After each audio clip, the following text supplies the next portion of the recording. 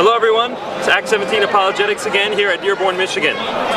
We've been going through the various booths, getting the information that's found at tables, and here's one that I found extremely interesting. It's called Uprooting the Forces of Evil, Islam's War on Terrorism.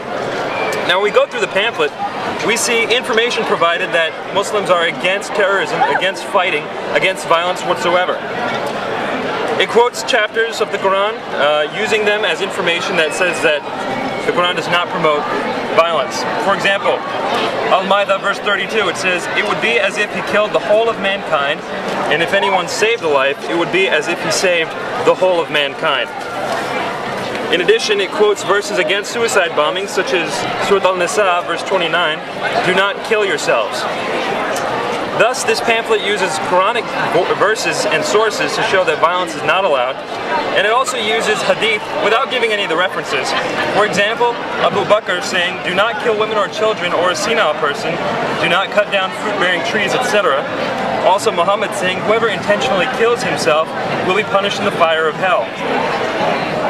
So we see Quranic verses being used with the sources and ahadith being used without the sources in order to promote that Islam is not a religion of violence.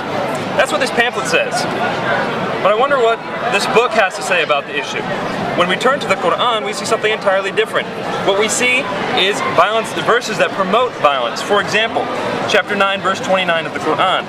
"Fight those who believe not in Allah nor the last day, nor hold that forbidden which hath been forbidden by Allah and His Messenger, nor acknowledge the religion of truth from the people of the book until they pay the jizya with willing submission and feel themselves subdued." What was this verse? This is chapter 9, verse 29 of the Quran, one of the last verses of the Quran that was revealed right before the Battle of Tabuk, a year or so before Muhammad died.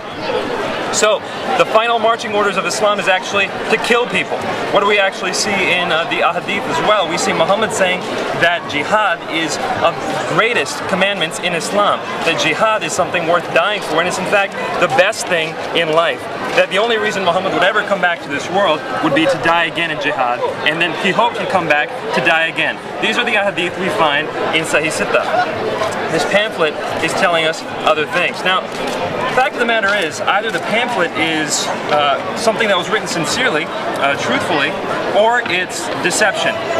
Now, if it was written truthfully, we should be able to clarify these things by talking to the people at the booth. How about we give it a shot? Let's see what the people at the booth have to say about this pamphlet.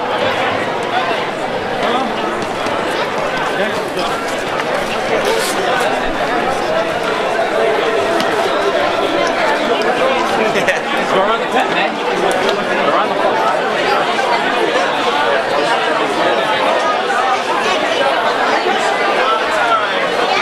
Got questions, they got answers. You got the questions. You got questions about this pamphlet. Can we turn the camera off? Well, we wanted to get this recorded so you can be able to turn the camera off. I'll talk to you. No camera? Alright, so what we see here is that we are told Islam got questions, we got answers, but they do not allow it to be recorded. Is this deception? I give you the answer.